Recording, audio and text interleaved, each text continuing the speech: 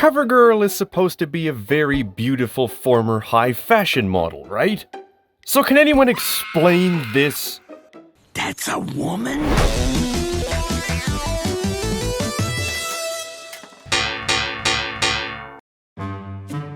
Gang, see, I got this problem. The more G.I. Joe classified figures I get, the more I despise this one. CoverGirl is one of the unique standout members of the G.I. Joe forces for me. I find her character to be a very interesting concept. But not this figure. This is just plain awful.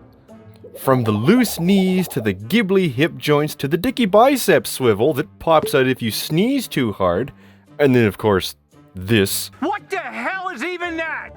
It must be a face, it's got ears on it. So obviously something needs to be done here. I can't even bring myself to display this thing because having a Futurama sewer mutant on my G.I. Joe shelf is not on my bingo card. But how in the hell are we gonna fix this abomination? This is a battle I do not think that we can win.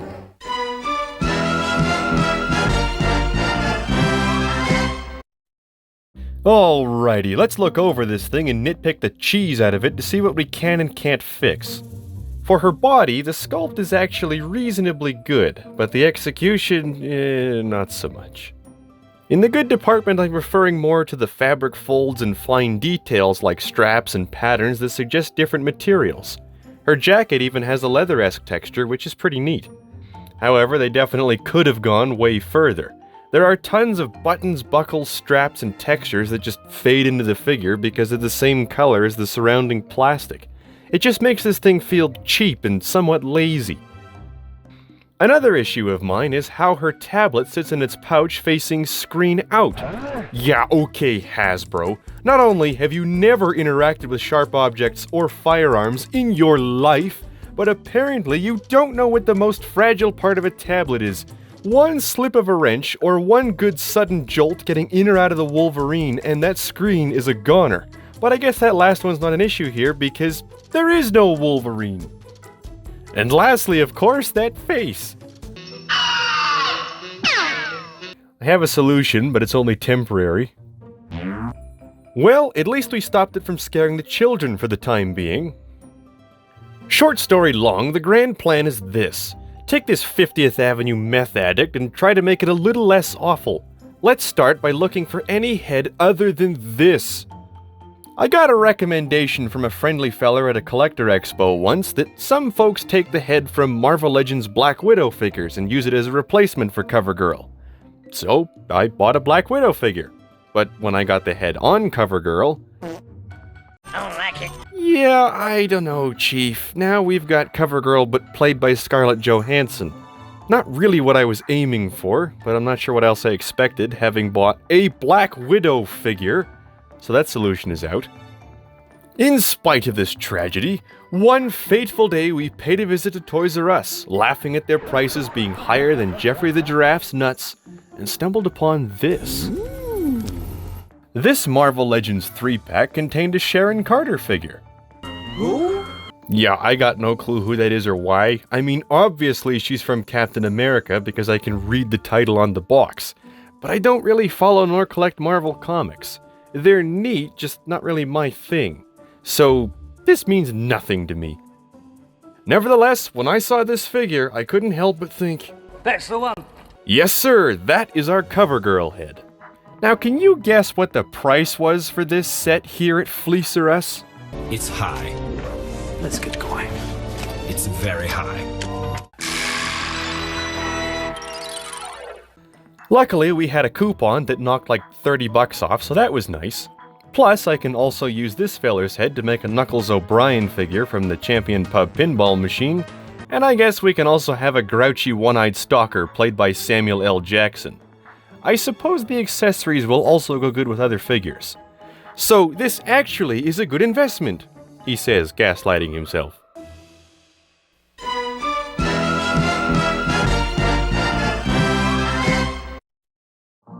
Now that we've got our poop in a group, before we begin, I must state this is not a tutorial. It was more of an experiment, actually.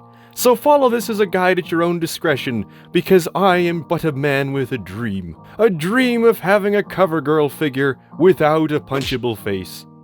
Oh, this is gonna be messy. Me not watching. With that out of the way, my dad also wanted to have a hand in this little science fair project, so playing to the parts of the build that each of us are most excited about, he'll look after the build part of things and I'll look after the paint.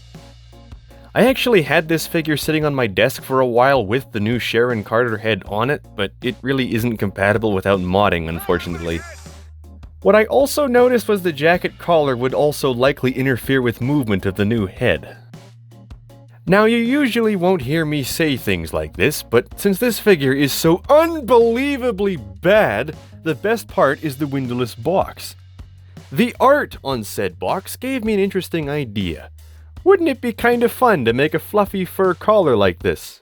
Why, you ask? Well, because we really like pain and suffering, apparently.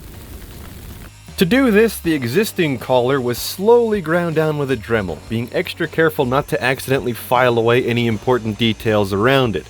Easier said than done. The fur was made from the finest grade imported material that you can find on a comedic pet Santa hat at a local dollar store. Initially, it was glued in place starting from just inside the jacket and working out, but I warn you, don't do that. This was a terrible mistake. Because of this, we had to go back and take all the material inside the coat away, because it makes the whole jacket spread out and sit up too high. Thankfully, we got it sorted out in the end, but always remember, gang, you don't need to fix what you don't screw up. I know better now. After the collar, 'twas time for the head swap. At first, Sharon Carter here was only going to be used for this custom and nothing more, but turns out this is a really good figure. She is an absolute blast to pose, and is so easy to find her center of balance you can actually get her to stand on one foot fairly easily. Actually, all three figures in this set are really amazing, which is all the more puzzling as to how the same company managed to also make these two abominations. Because yes, like CoverGirl, this Black Widow is also a sizable mound of fecal matter. I still don't know who this is, but I do know I can't bring myself to sacrifice such a good figure. Thankfully, the epic Sharon Carter figure just so happens to have an almost identically sized head ball joint to the not-so-epic Bad Widow figure, so she'll be sacrificed for CoverGirl instead. That's the trash monster from Star Wars. The issue with the Bad Widow ball is it is more oval-shaped than the Sharon Carter figure, so it needed the horizontal circumference sanded down. The ball was then cut out of the Bad Widow figure's neck, then the CoverGirl neck was heated, filled with superglue, then the new neck ball was forcefully jammed in place before this new creation was set aside to dry while we turned our attention to other things. Don't forget to properly dispose of your Bad Widow figure when you're finished with it. Let's address those bicep joints next, shall we? These aren't just a bit dicky, they're a lot dicky. Don't you want to get rid of them? The worst way. Sadly, one can only moderately improve these since the plastic the arms is made of is extremely gummy. As long as we can get the arms to not pop off if I breathe on them, then I'd call this a win. A very thin layer of superglue was added around the peg inside the arm joint, and after some sanding and fiddling, we found that just right thickness and the arms were improved. Not at all perfect, but certainly better than it was. The collar got a rough trim just to take the bulk off before the now dry neck joint was installed and tested. It actually worked better than either of us expected. We swapped the two Sharon Carter heads back and forth several times without any issues.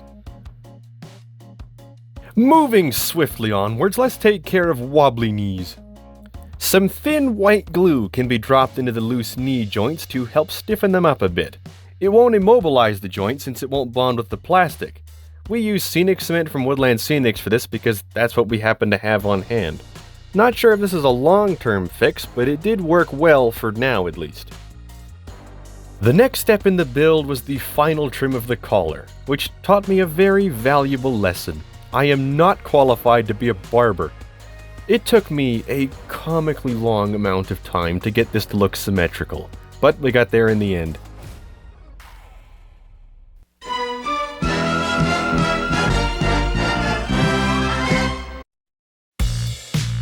Being the little luck pusher I am, I wanted to see if I could get CoverGirl to look a little less plasticky. First, I applied a Tamiya dark brown panel line wash on the pants and boots of the figure in an attempt to accent pockets and seam lines. If it looks like the result of a Taco Bell bowl buster, you're doing something right. But don't fret, gang, just trust the process. I make this look good. While the wash was taking 900 years to dry, I took the time to cut the little nubbin out of the tablet pouch so it would no longer sit facing screen out. See, Hasbro, was that so difficult? Some Varsol on a relatively fine paintbrush will clean up the excess. The goal of the wash step is to create forced shadows and a base of dirt on the pants, essentially to bring out the sculpt and make things look more three-dimensional. I also did this for the center seam on the shirt, but that one needed to be much, much thinner. From the factory, this jacket has a variety of color gradients on it. One, to be exact. But based on the vintage CoverGirl file card, I imagine this jacket has seen some things. So now is as good a time as any to try out a new weathering effect for the first time. A dry brushing method seemed appropriate to achieve the worn leather look. I chose 3 enamel colors to do this. The first of which, so creatively named leather, was stippled in heavier amounts on any areas that were either raised or would see a higher amount of natural wear, such as the pockets, the shoulders, elbows, and upper back. 2 increasingly lighter tones of brown and tan were then used to create very worn parts, especially on the gun holster edges. Shunning Hasbro's tight-waddedness, it was now time to highlight the many details they had neglected to paint. Buttons and poppers on the jacket got hit with a gold. Buttons everywhere else except the big one on the tool belt were painted silver. Old Yukon Cornelius would be proud. Gold and silver! While the silver was out, a SpongeBob square chunk was used to create chipping around the shin guard things on the boots. I don't know if these would actually be metal or not, but it looked kinda cool, so metal it is. Speaking of silver, her wrench needed to be any color other than black, because why? So it got painted with a silver buffing metallizer, and no longer looks like it was made by Fisher-Price. If I know anything about diesel mechanics, which I don't, she definitely would have some grunge on her pants. A grimy black color was half dry brushed, half smeared all over her pants to create the looks of dirt and grease.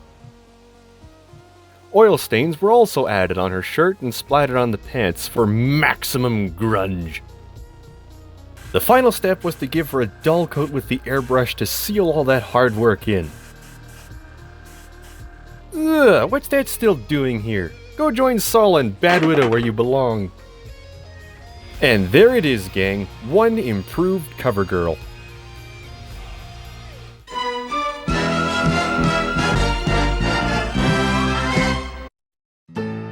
Well, it's certainly an improvement. She came out pretty close to what I envisioned in my mind's eye. You can actually take this a step further by also using the fist hands that came with Bad Widow on this figure, which fits surprisingly well in CoverGirl's wrists.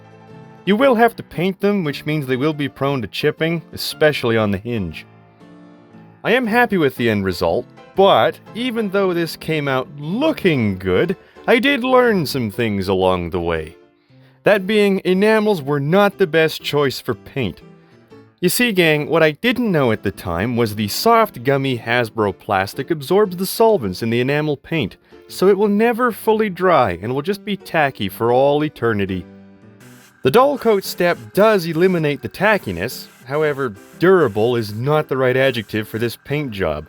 It has a tendency to chip off if handled too much, even after many days of drying, especially on the metallics. I may get another classified CoverGirl and try this again, but with acrylics next time, and see how that goes. The best part's coming up, so keep quiet and watch! But what are your thoughts, gang? We had an absolute blast taking Texas Chainsaw Mascara here and making her a lot easier on the eyes. And you know, now that she's done, we're gonna need some sort of vehicle for her, because right now she's got Copperhead syndrome. One purpose, but absolutely nothing to do.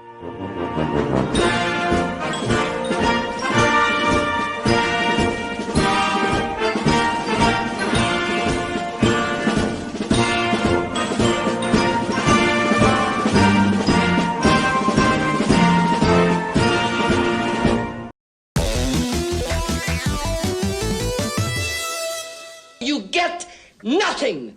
You lose. Good day, sir.